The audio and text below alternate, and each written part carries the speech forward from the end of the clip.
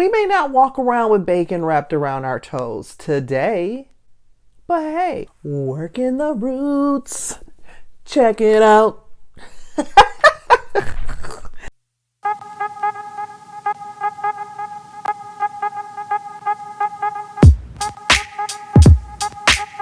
I need this book.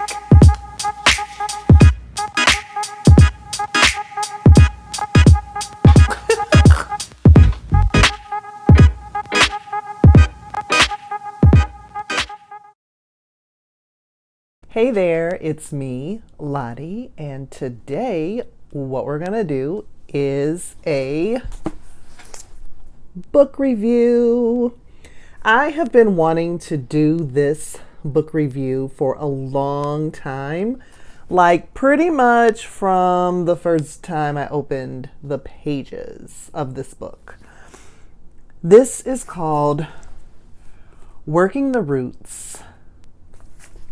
Over 400 years of traditional African American healing by Michelle E. Lee. This book came out in 2014.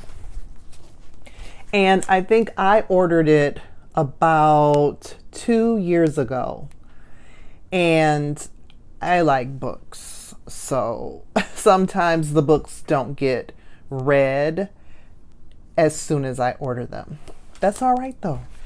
So in an effort to further my own education as an herbalist and wanting to connect more deeply with culture and history and herbal medicine as it relates to my particular background, I began to do more reading of African American herbalists, connecting with more African American herbalists, and just trying to intentionally broaden my own horizons and understanding the role that our culture and history and migration have to do with where we are today as it relates to natural medicine and wellness supports for the body.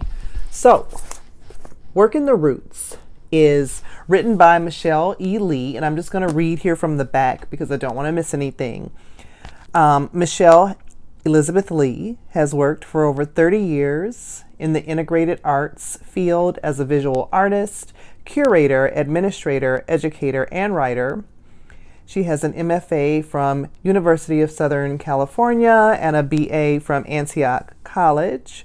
She's a native of Oakland, California, who was raised in a family of traditional healers from the South.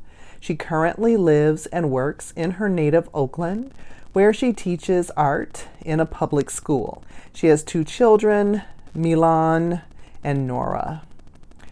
Now, what I find interesting about this is that she's not an herbalist. That doesn't take away from this being an amazing book, and that's kind of cool because sometimes, everybody doesn't have to do everything. She's a storyteller. She's an interviewer. She is a collector of information. She is a researcher, like a diligent researcher.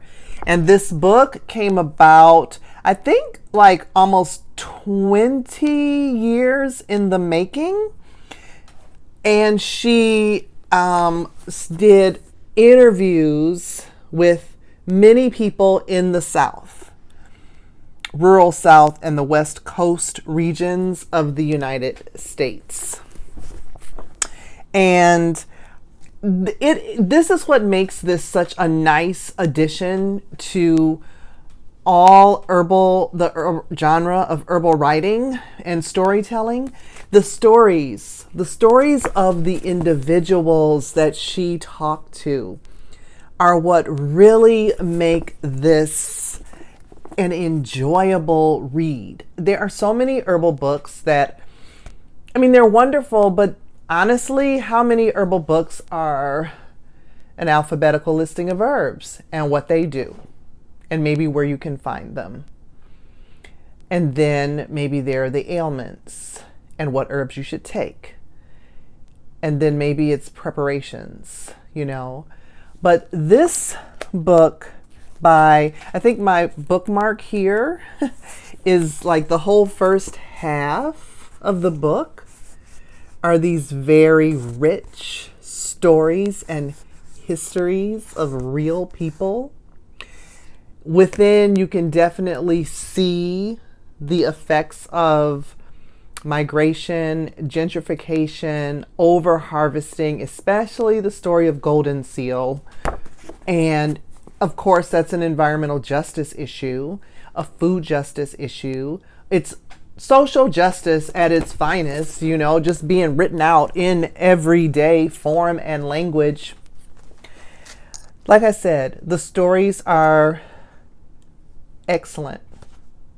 I cried. Some of them made me just sit back and just appreciate the journey of my people. The way by which we are still here today. I mean, this is a great contribution to history, culture, as well as herbalism. And so I will say that there are also chapters. There is an alphabetical list of herbs. And there is a section on ailments and their cures. So, you know, that's still thorough. But what I like also about this book is, so there's a whole chapter on, you know, working the powers, you know, conjuring and hoodoo remedies, because that's us, right? You know, divining, finding water with a water stick, the role of spirituality, ancestral veneration, magic, and just honoring all of the ways in which we create healing. That's what I like about it. That there's, you know, it's not just an allopathic approach to herbalism, you know, like that doesn't work. I don't understand it, therefore that doesn't work. This is what I've observed with my eye in the physical, and that's all I believe. There's a small section on aromatherapy. There's a little section on animal care as well, for all animals, dogs, pigs, and hogs. And I love that the medicine section covers, you know, everything from, you know, you got your chamomile, you got your dandelion, you also have earwax, you also have cow chip tea, you also have hog hoof tea, horse milk. A lot of herbs that I wasn't accustomed to talking about or working with, because this is not an area that I'm from, and some things may have fallen out of use. 3/6 cold preparation, turpentine. So, and she does put the appropriate disclaimers and warnings, you know, about some of these things that may or may not be probably the best route to go in this day, you know. But back then, you were going to wrap some fat around your bunion, bacon fat around your bunion, and stick it right in your shoe. I mean, I can understand that working, you know, like tallow or animal fat to moisten an area, to penetrate an area. We may not walk around with bacon wrapped around our toes today, but hey, you know what I mean? Anyway, if you are an herbalist of color, a black herbalist, any herbalist, but like I said, as it relates to history, African American history, I think this should be required reading. Take your time with it. Like I said, it is a big book, and it took me a while to get through it. And I'm still, in all honesty, I'm not finished with it. But I mean, if I kept waiting until I was finished with it, there's so much I wouldn't do if I waited till I was quote unquote finished with something. It is just a wealth of information.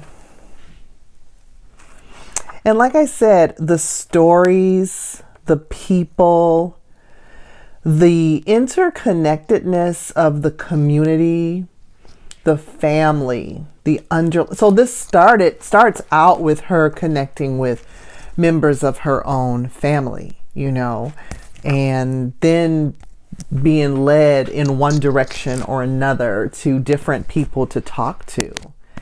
And you have people that would take her out in the woods, and they would walk and walk and walk and walk and walk in search of yellow root, walk and walk and walk through, the deepest and the thickest of the swampiest swamps in the South to find yellow root, aka golden seal. But and it's just a beautiful, like I said, tribute to the familial connections to this medicine, which, I find family connection for me to be fractured at best, but there are roots still there and branches still there, and the tree is still growing, okay? Anyway, just lovely. Look at here. Just to show you, Miss Sally McLeod said doesn't want this medicine to die out.